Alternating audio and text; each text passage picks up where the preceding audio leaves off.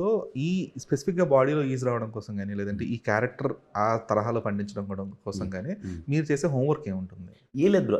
ఇది నాకు easy actually. హ్మ్. ఇప్పుడు నేను ఏదైతే మీరు చూస్తున్నారో, ఇది ఇప్పుడు ఎస్ఆర్‌లో నేను రాసినప్పుడు అదే ఎస్ఆర్‌లో ఎనర్జీ గాని, ఇది నా స్ట్రెంగ్త్.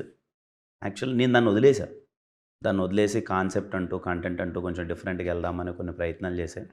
కొన్ని వాటిల్లో ఈవెన్ దో నేను పర్ఫార్మెన్స్ చేసినా, కంటెంట్ సపోర్ట్ చేయకపోవడం వల్ల అవి డ్యామేజ్ అయ్యాయి. హ్మ్. ఆహ్, అవి కేర్ అన్నీ తీసుకొని దీంట్లో ప్రాపర్‌గా ఎంటర్‌టైన్‌మెంట్‌కి వెళ్ళిపోదాము ఇంకా.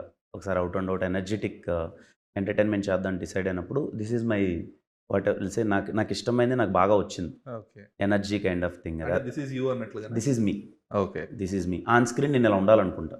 ఇప్పుడు నాకు చిరంజీవి గారు కావచ్చు, లేకపోతే రవితేజ గారు కావచ్చు, ఎనీ యాక్టర్ ఎన్టీఆర్ గారు. ఇప్పుడు ఎన్టీఆర్ గారు నాకు బృందావనంలో అల్లరి చేస్తారు. ఇప్పుడు మహేష్ బాబు గారు అల్లరి చేస్తే నాకు చాలా ఇష్టం. అలా నేను స్క్రీన్ పైన హీరోలు అలా ఉంటే నేను ఎంజాయ్ చేస్తాను. హ్మ్. అందుకే నేను అలా ఉండాలనుకుంటా.